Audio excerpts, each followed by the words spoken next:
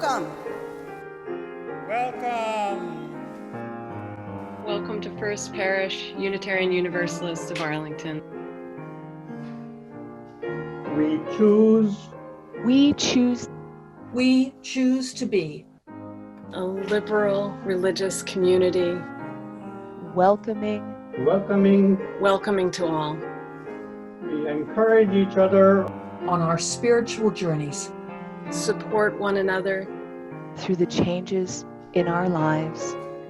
And challenge the excesses and injustices of our time. Called to love. To love. To love. And upheld by joy. We live our faith.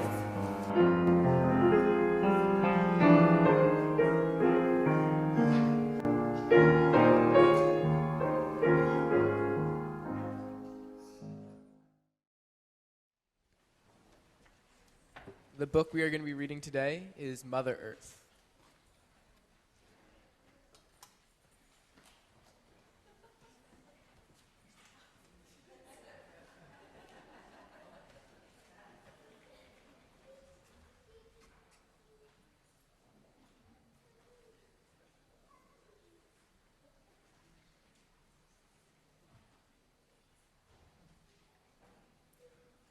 The earth is our mother.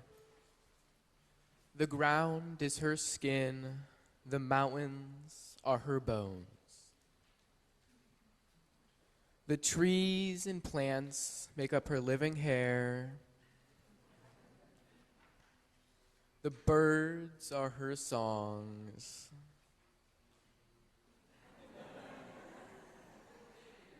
And the listening stones are her ears. Animals are her fingers. Frogs and snakes are her sense of smell. And the insects, they are her thoughts.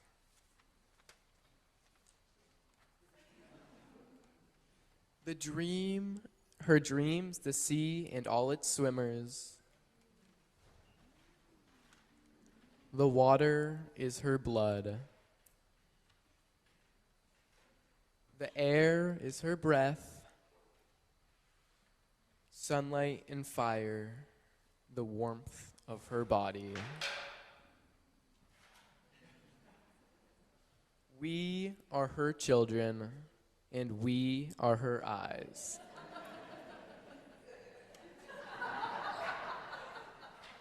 She gives all she can, and we take all she is.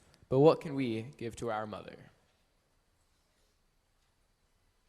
Make her a blanket of leaves and grass to cover her skin. Plants her living hair. Feed her songs and shelter her fingers. And sit and listen as the stones do. We can clear the troubles from her dreams and fill the streams with swift, young fish. To use her gift well and give back what we can, this is a gift we can give to our Mother Earth. Thank you.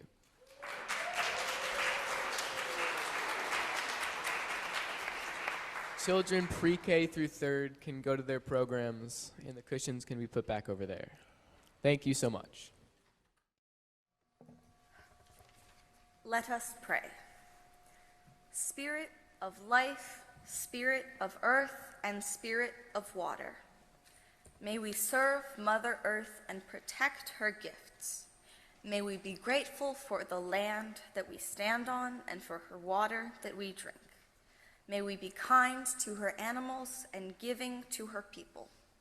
May we find paths into the future that benefit all and keep our planet safe. Spirit of peace and Spirit of love, please be with us and those in the Middle East during this time of violence and uncertainty. We are in a terrifying period of history.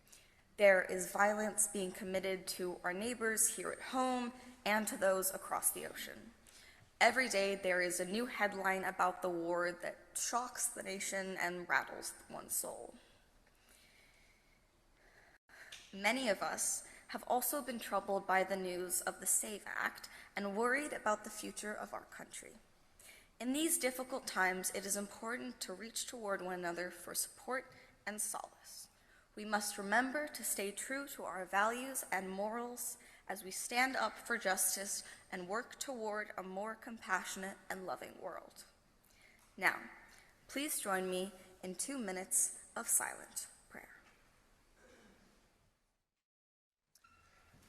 Good morning. My name is Conrad Anderson. For most of my life, I've spent a week each summer on Star Island. As many of you know, it's home to an early 1900s hotel turned conference center, and according to the island's anthem, our spirits. Last August was my final year in my conference's senior high youth group. To conclude the week, the youth group organizes an evening chapel service, a graduation ritual for the rising seniors. Traditionally, youth sit, spread through the room, in window niches over the candlelit audience, as seniors read personal reflections between songs, usually sentimental pop, performed by the youth. I can't quite place it, but the tradition feels familiar. Despite genuine intent, the reflections I've heard before all blend together, each attempt to capture the island's community shaped by two main ideas. Star Island is impossible to explain to people back home, and friendships on Star would be improbable in any other place. The reflections are often riddled with cliché claims like, "Every year we return to Star and it feels like we never left." That week, for me, failed to live up to the promise of past senior reflections. A bizarre social shift between years left me the sole target of two of my peers' jokes, unable to speak without being ridiculed. A guidance counselor might call what I experienced bullying, but it's not the right label. I was flummoxed by the sudden change in dynamic. After pushing through the first few days of mistreatment, I privately asked other peers if they'd noticed the behavior. They told me that the offenders had made it a goal to get a rise out of me. It was then that I became able to tolerate their barbs, understanding that they weren't substantiated, only a part of a random, cruel game. The experience left me disillusioned with the culture of the group. Star Island is the one place where everyone is supposed to get along, and, as one of my harassers claimed during the chapel service, hold doors for each other. Not only had I been singled out for mockery by two of my peers, but my community, entirely conscious of my circumstance, did nothing until I reached out. While drafting my chapel reflection, none of the traditional sentiments seemed real. It felt impossible to reconcile my love for Star Island with the week's social experience. A loving reflection would have been a lie. So I wrote something different. I wrote a letter to the monarch butterfly that had flown over the front lawn's fragmented softball field, for which the conference game was jokingly paused to allow it to cross. I asked the butterfly what about the island was worth stopping for after thousands of miles of migration. Imagining its answers, I highlighted what I love about Star Island: the constant rhythm of music, children's footsteps, and ongoing conversations, the grandeur of sunsets and lightning across the horizon, its peaceful distance from the rest of the world. My reflection was detached from my individual experience that week. The questions I posed to the monarch: did you see people whose spirits are at home here? What about those whose aren't?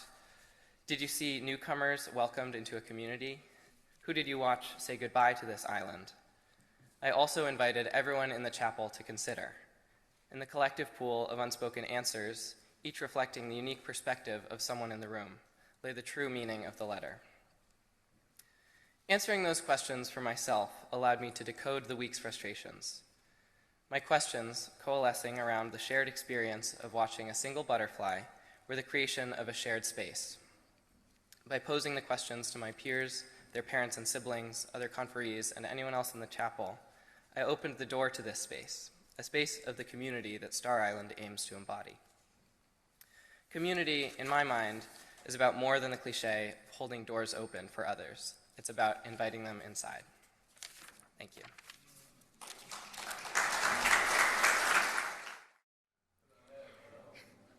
I am very happy to be here today as I almost missed it from flight complications, hence the sweatshirt. But, yeah.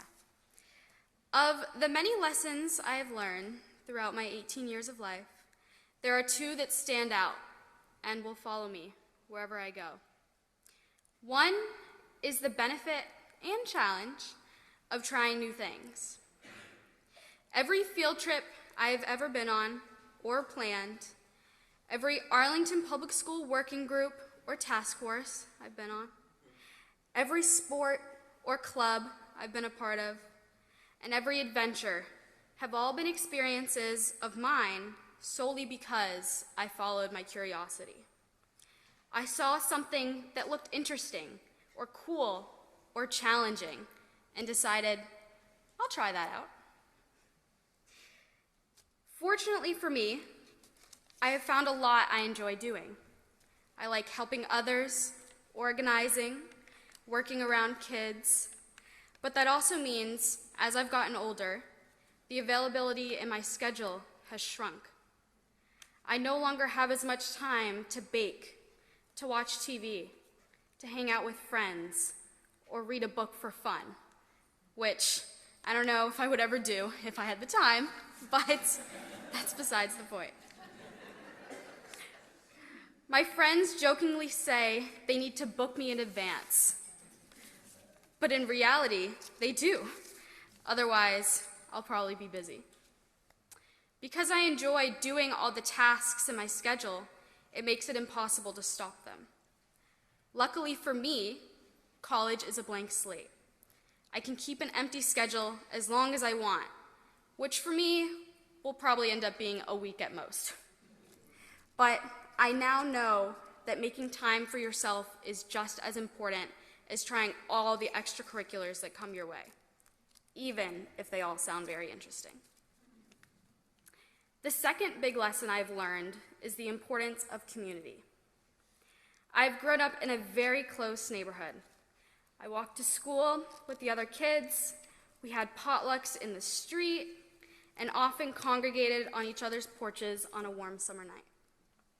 We saw each other so often that I consider them family. I have Friday Thanksgivings with the Aluya family, Easter with the Sheriff family, and New Year's Eve memories to last a lifetime. I have been lucky to be a part of many communities I feel at home in. Not only my neighborhood, but my school, my camp, and last but definitely not least, this church. Despite not having been a frequent member of this church my whole life, this church community has welcomed me and everyone with open arms, providing love and support to all. Having a space where you can be yourself and know there are always people there to support you is a comfort that everyone should have. I have been lucky to be surrounded by amazing communities that I can rely on to have hard conversations, to help others, and to have fun. I will make sure to find and build these communities throughout my journey because I know the effect it has on one's life. Thank you. Nature is related to worship. They are both places where you can get in touch with your thoughts, feelings, and inner peace. I feel very at peace in nature, and that allows me to reflect. I think that both nature and worship create an environment where people can unwind and reflect. I think that a lot of worship was created or adapted around nature. What is your favorite aspect of nature? Flowers. The sky. I love the sound of birds. My favorite aspect of nature is how varied it can be. A calming hike or as thrilling as swimming with sharks. How does nature make you feel? Calm, happy, and at peace. Calm. Peaceful. Calm. Nature makes me feel calm. What makes you feel connected to nature? Floating in a body of water. The trees. Going on a long walk. When I'm in nature. What is your favorite memory of nature? floating in a body of water, looking up at the sky and listening to the sounds of the water. When I was in Acadia National Park, it was amazing. Going on a hike with my family. When I was on a hiking trip up to an AMC hut, a few friends and I went to this big boulder patch and had a snowball fight. What do you envision your future interactions with nature to look like? I can camp in nature. I would like to go on more hikes. How do you give back to the earth? Composting, recycling, and planting trees and flowers. I throw my trash away and do not litter. I try to recycle, bike everywhere I can, and pick up litter. What can we learn from nature? Balance. That everything has beauty. Patience. We can learn compassion and how much our lives affect each other. Thank you. Hello. I live in the most city-like part of Cambridge. Every window in my home that I look out of, I see a vast expanse of glass and concrete. The sound of cars is more natural to me than birds or crickets. Maybe that is what makes me seek out nature more intentionally. It feels different when I find a tiny pocket of nature. The air feels lighter and fresher. The sound of car horns no longer drowns out my thoughts, and I can slow down, listening to the tiny interactions like the birds rustling in the trees. Even pigeons, animals that I have grown used to and feel easy to ignore, are different when I take the time to really look at them. One day, I was waiting for the bus and a pigeon came across my path. There were still a few more minutes until the bus was supposed to come, so I sat there and watched the pigeon. It wasn't doing anything different from what they usually do, bobbing its head around, walking, pecking at the ground. However, the more I watched it, the less it started to feel like a normal part of the city. Pigeons did not start out as city dwellers. They were, and many still are, living on cliffs. Birds that once perched on coastal cliffs are now standing on the roofs of skyscrapers. That pigeon made me realize that even in the middle of concrete and glass, nature hasn't disappeared, it has just adapted. Because of how intentionally I seek out nature, I catch so many details I would have otherwise missed. Last year, I noticed for the first time, tucked in between the branches of a tree near my house, a blue jay nest. After that, watching the nest became a part of my routine. When I left in the morning for school, I would walk under that tree and stare up into the branches. One day, I saw eggs. They were there, small and bright blue, and they stayed there for days, until one day they weren't. Instead of worrying, I felt happy.